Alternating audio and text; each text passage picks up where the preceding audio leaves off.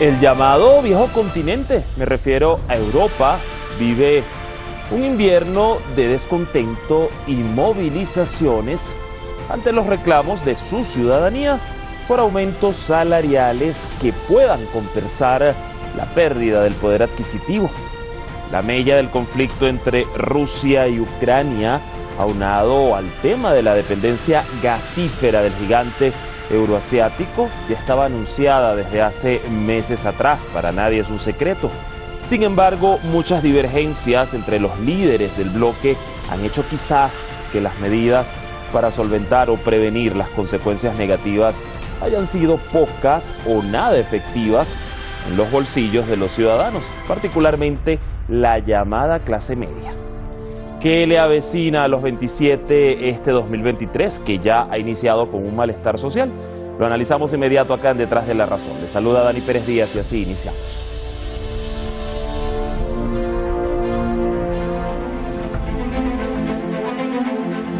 Parece que el 2023 no ha empezado con buen pie en Europa. El continente afronta importantes reformas en un clima de descontento social. Desde Portugal a España, pasando por Italia, Francia, Alemania, países del este europeo, además del Reino Unido, las huelgas y protestas no dan tregua. Los europeos cuestionan a sus gobiernos por las pensiones, coste de vida, la energía, la educación o la sanidad.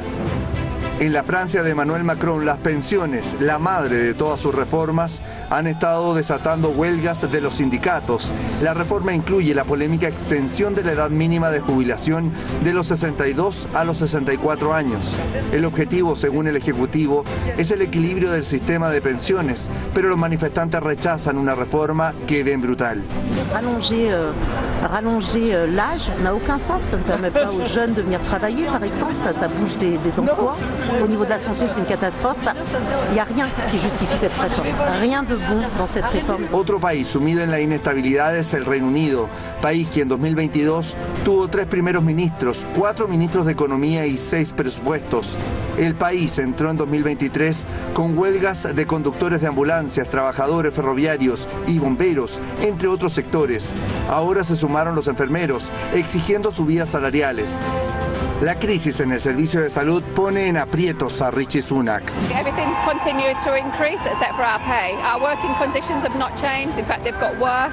And it's becoming more and more of a struggle. More nurses are using food banks. They're working extra shifts. They're doing extra agency work just to cover their basic bills. En Portugal, los paros afectan a múltiples sectores, desde la recogida de basura hasta la educación. Italia, por su parte, afronta entre el 25 y el 26 de enero una huelga convocada por el personal de gasolineras por los precios de los carburantes. España tampoco se ha librado del descontento social. Los médicos de familia y pediatras de la Comunidad de Madrid estamos en huelga desde el 21 de noviembre para pedir unas condiciones dignas para que se pueda continuar la atención primaria, y pedimos tiempo en las consultas, tener al menos 10 minutos, una limitación de pacientes para que podamos continuar y una mejora en las condiciones laborales para que no perdamos profesionales. La carestía de la vida ha sido el principal detonante del descontento en Europa. El continente cerró en 2022 con una inflación de 9,2%, la mayor tasa en 3 décadas. Y los costos de energía para los hogares en toda Europa casi se duplicaron en comparación con hace un año. Esta situación agudiza con la guerra en Ucrania. Ha puesto en entredicho la capacidad de los 27 para proteger eficazmente a los 450 millones de ciudadanos de los aumentos en sus facturas de gas natural con la llegada del frío.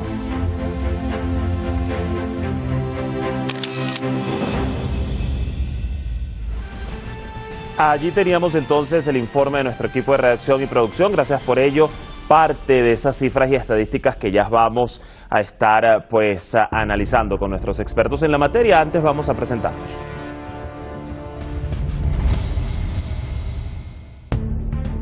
Hoy con nosotros Daniel Suchar Sommer, economista, analista financiero, doctor en ciencias empresariales desde San José de Costa Rica.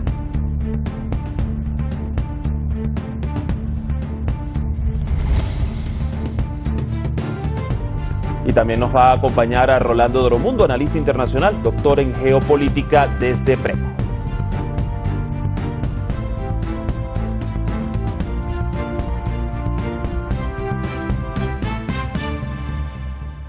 Ya están conectados con nosotros, les damos rápidamente la bienvenida. Daniel, gusto saludarte a esta hora, ¿cómo estás?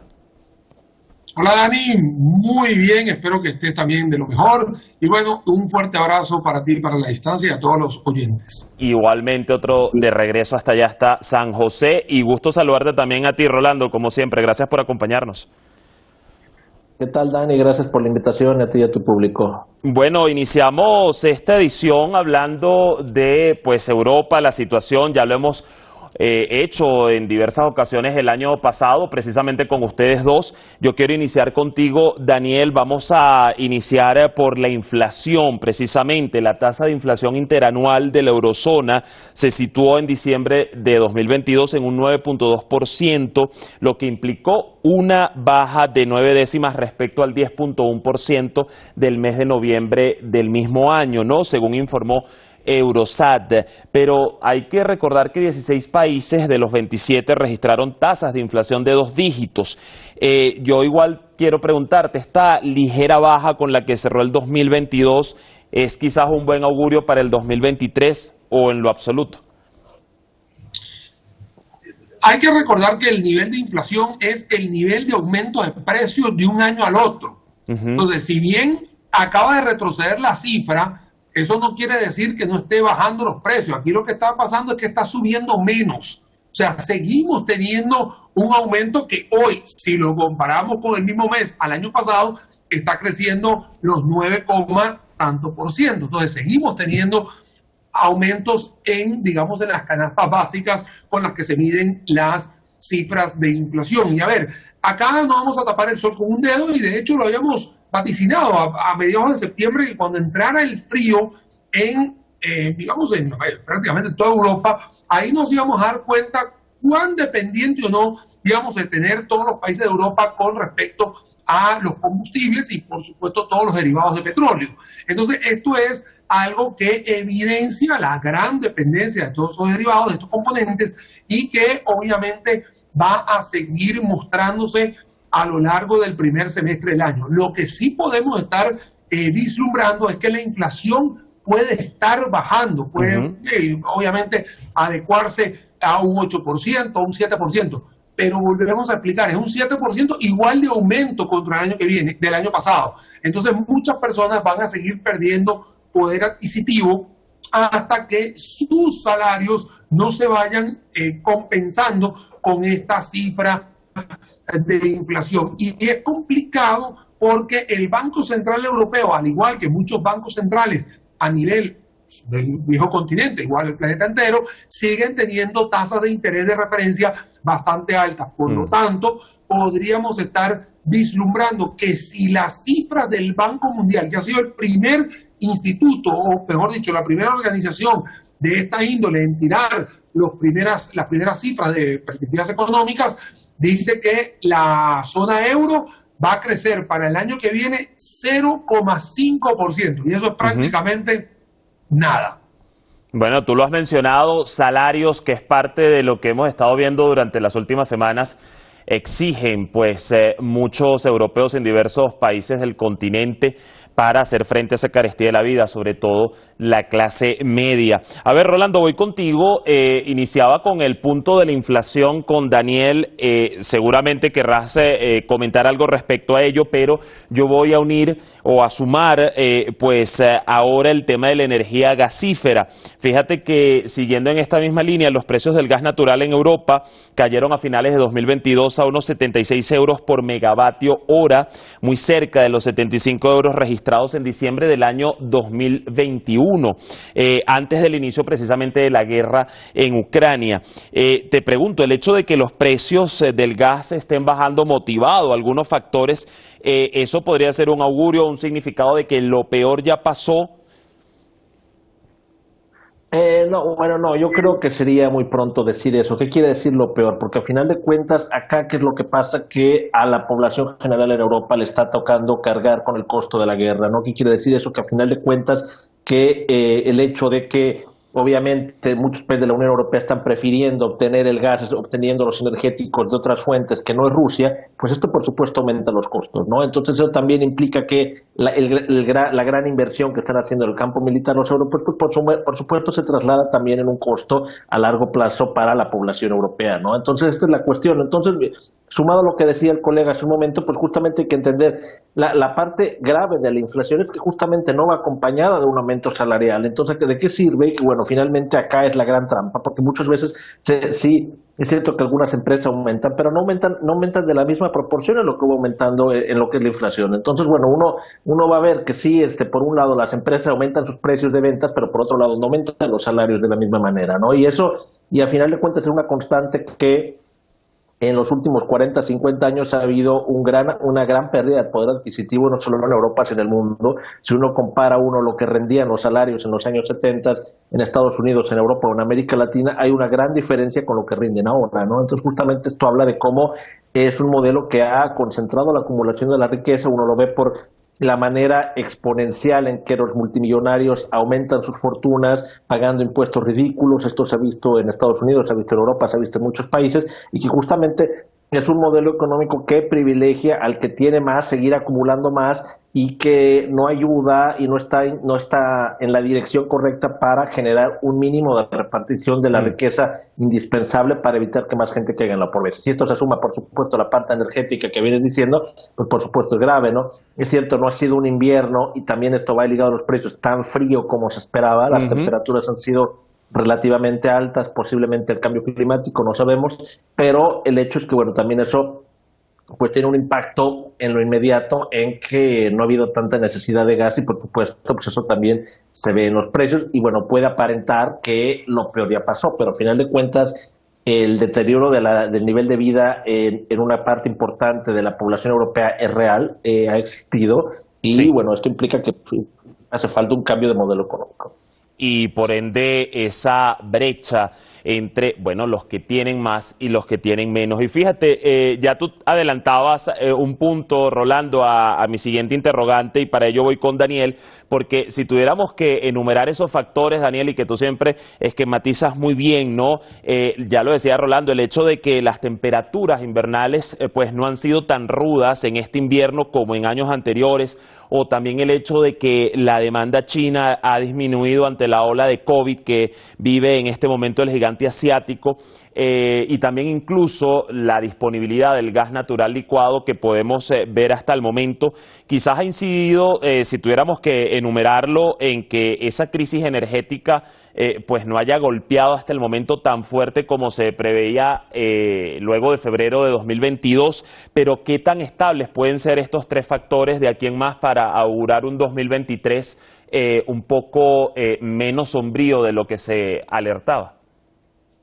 Sumado a todo lo que estás diciendo, Dani, hay que entender también, o a recordar más bien, que de las 10 plantas de carbón que ha tenido Alemania, prácticamente ha encendido 9, y eso quiere decir que también ha tenido la oportunidad de ir preparándose para suplir o independizarse un poquito más de la dependencia del suministro que tiene de parte de los rusos. Más que todo es que a lo largo del segundo semestre del año no se habla tanto del Nord Stream 2, porque ya prácticamente ya tienes la forma de cómo buscar gas o diferentes componentes que venían provenientes de Rusia. Por otro lado, otros países también se han ido acercando, más que todo para tirar líneas, o desde el punto de vista de algunos barcos que han podido ser despachados desde Medio Oriente, por dar un ejemplo. Algunos países del Golfo, también Israel, han ayudado a nivel de suministro energético. Entonces, eso, sumado a lo que acabas de mencionar, igual lo está diciendo el colega, de que el frío no fue tan frío, por decirlo de una manera,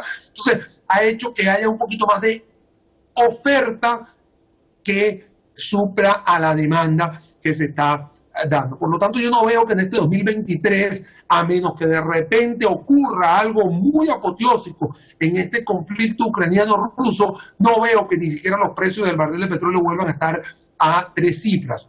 Siguen estando $81. De hecho, así amanece, West Texas. El Brent está un poquito más alto, pero no creo que vaya a superar las 3 cifras, porque han habido muchos movimientos para poder buscar alternativas a lo largo del año 2022. Y bueno, y obviamente mientras vaya saliendo del frío, vas a tener menor consumo energético, entonces eso también te va apaciguando un poco lo que podría ser el futuro cercano a lo largo del 2023. Por lo tanto, no veo que vayamos a tener que tener una situación tan delicada como la que tuvimos en el 2022. A esta altura no, porque a esta altura todavía no había conflicto, pero vamos a decir el primer semestre del 2022 fue peor que lo que va a ser 2023, va a ser mejor el 2023.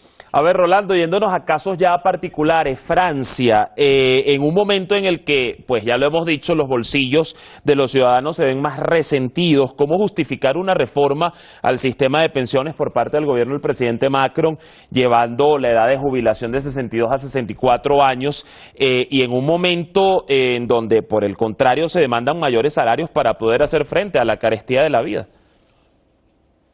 Bueno, el gobierno de Macron, a final de cuentas, como es un gobierno siempre ligado a los grandes sectores empresariales de Francia, y en ese sentido, pues por supuesto está tratando de empujar una reforma que siempre ha sido querida por el sector empresarial en Francia, ¿no? Pero a final de cuentas, afortunadamente, Francia cuenta todavía una de las sociedades más movilizadas políticamente que quedan en Europa. Digamos que la organización política de muchos países ha sido golpeada, mermada, ha perdido la fuerza que llegó a tener alguna vez, pero todavía Francia, digamos, tiene estos resquicios de organización y de resistencia en los cuales ha permitido que justamente se opongan a esta reforma, ¿no? Entonces acá hay, pues por supuesto, digamos que un sector de la población europea se aferran a mantener las victorias, las conquistas que el modelo del welfare state les ha permitido obtener y que justamente no quieren perderlas, ¿no? Que obviamente es va a implicar un proceso de lucha porque, por supuesto, los intereses son muchos en que haya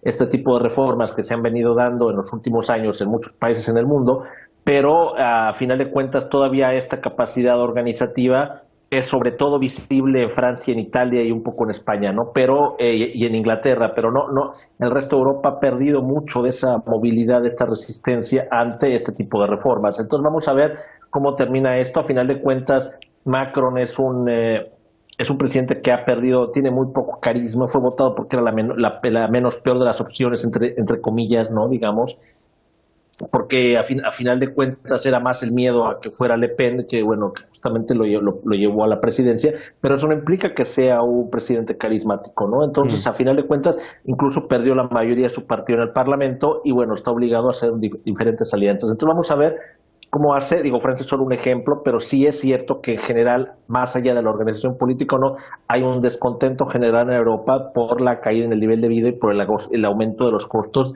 de la canasta básica y de los energéticos. Ahora, en este sentido, Daniel, hemos visto y vimos durante el año pasado que la mayoría de las reuniones de urgencia en Bruselas pusieron de manifiesto cómo la crisis energética vinculada a la guerra pues en Ucrania ha dividido al bloque de los 27 países en grupos casi irreconciliables, pero más allá de las políticas nacionales y de cada gobierno, y te pregunto a ti como experto en el área económica, ¿qué previsiones se podrían estimar para proteger a unos 450 millones de ciudadanos europeos de la carestía de la vida precisamente para este 2023? ¿Cuál quizás es la clave en medio de ese mayor empobrecimiento y golpe a la clase media en un continente caracterizado por, bueno, altos estándares de calidad de vida? Bueno, Dani, aquí hay una matriz, ¿no? Y la matriz está muy clara. Unas son parte de las ideologías de pensamiento que puede haber en cada uno de los países. O sea, no es lo mismo la ideología de pensamiento del líder de Francia con el líder de Alemania, con el líder de Reino Unido. Cada uno tiene una ideología y por ahí va tomando algún tipo de posición. Y la otra tiene que ver con la cercanía que puedas tener con el conflicto, porque no es lo mismo tener una ideología, pero depender definitivamente del gas ruso o del gas ucraniano, y entonces ahí no importa la ideología que tengas, igual tienes un compromiso muy grande con tu sociedad que o se está muriendo de frío o que tienes una muerte lenta desde el punto de vista económico porque no te está alcanzando cómo cubrir las necesidades básicas. Entonces acá van a tener que moverse más rápido, y por lo menos así es mi corte, de pensar más en lo económico que en la ideología política. Acá cada uno de los países de Europa no baja de 10 a 15 millones de habitantes. Estamos hablando ya de países mucho más grandes, ¿no? Mucho más desarrollados, y eso es una gran cantidad de personas que pueden estar sumisos a tener un problema de flujo de efectivo en lo que sea a lo largo del año 2023. En la anterior participación había mencionado que la zona euro va a estar creciendo 0,5%, sí, pero ese es el conglomerado de la zona euro. Tienes un montón de países que van a estar retrocediendo, como es Italia, como es Hungría, como es Alemania, que no están acostumbrados a tener negativos, salvo la COVID-19. Pero, a ver, en un escenario normal todos estos países están jalando la carreta, por decirlo de una manera, para sacar adelante al continente. Entonces, es aquí donde tienen que prepararse rápidamente para poder tener, así sea vía subsidio, así sea vía de incremento, promover impuestos más baratos para poder gestionar más producción. O sea, tienen que moverse muy rápido porque la situación sí apremia en estos momentos, recordando también de que Europa es un gran cliente para Latinoamérica, es un gran cliente para África y es un gran cliente para Medio Oriente. O sea, que las ramificaciones no solamente están en el epicentro europeo, es que también vas a tener algunos socios comerciales, digámoslo así, transatlánticos, que también van a estar, que se van a ver influenciados y allí, bueno, por supuesto, complicados. Precisamente allí la ramificación de la afectación al final, no solo para Europa, sino en general para el mundo. Rolando, ya como conclusión final, me queda escaso tiempo y otro caso, saliéndonos un poco del bloque de los 27 y centrándonos en Reino Unido, porque bueno, recordemos ya su separación de la Unión Europea. Es interesante quizás contrastar, ¿no?, cómo mientras tiene esta crisis en casa, el premier Sunak sigue enviando armas y sistemas de defensas valorados en unos 57 millones de euros a Ucrania. ¿Cómo se superpone esto y qué crisis se le puede venir a las puertas a Sunak pues en Reino Unido para este año? Bueno, creo que es clásica manera de cómo los conservadores se manejan en el poder, el partido, los Tories, como les llaman, justamente están siguiendo la línea. El problema es que ellos a veces no han, incluso en los momentos, digamos, si recordamos Margaret Thatcher en los 80s, ella se confrontó tantísimo con los sindicatos, pero a final de cuentas sí provocó una gran resistencia, una gran reorganización del movimiento laboral. Entonces yo creo que acá Sunak está jugando con fuego porque justamente el estar ahí privilegiando, como les encanta hacer el rol del digamos, el fiel seguidor de la línea de Washington y donando muchas armas. Por otro lado, justamente eso, pues, y además de que están recortando o evitando afrontar problemas que hay en el sistema de salud, en el sistema educativo y en varios ámbitos, pues están invitando a que justamente se retome esta organización laboral que hay importante también en Inglaterra, que tiene una tradición también organizativa fuerte, ¿no? Entonces, que desafortunadamente el Partido Laborista ha perdido, con la dirigencia actual de Starmer, ha perdido mucho el contacto, digamos, ha perdido el contacto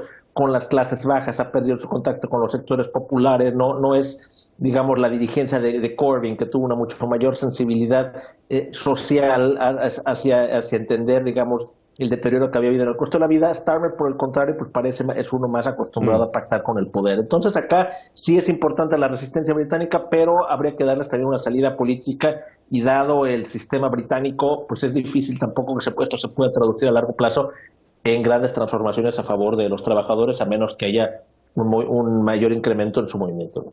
Allí le iremos midiendo el pulso al bloque europeo, al Reino Unido, y seguro los tendremos nuevamente ustedes acá para un análisis en Detrás de la Razón. Quiero agradecerle a ambos, a ti, Daniel, y a ti, Rolando, que estén muy bien. Hasta una próxima oportunidad. Chao. Hasta la próxima. Y el panorama de la voz de nuestros expertos, por lo pronto, son millones los europeos que esperan porque sus líderes, los líderes del bloque, puedan garantizarles la protección de lo que significa la crisis y la carestía de la vida, que recordemos podría continuar a la par de la extensión del conflicto bélico entre Rusia y Ucrania. Mañana cambiamos de tema y nos vamos con el análisis a la advertencia de Irán sobre la decisión del Parlamento Europeo hacia el Cuerpo de Guardianes de la Revolución Islámica. Buena jornada como siempre, les esperamos mañana.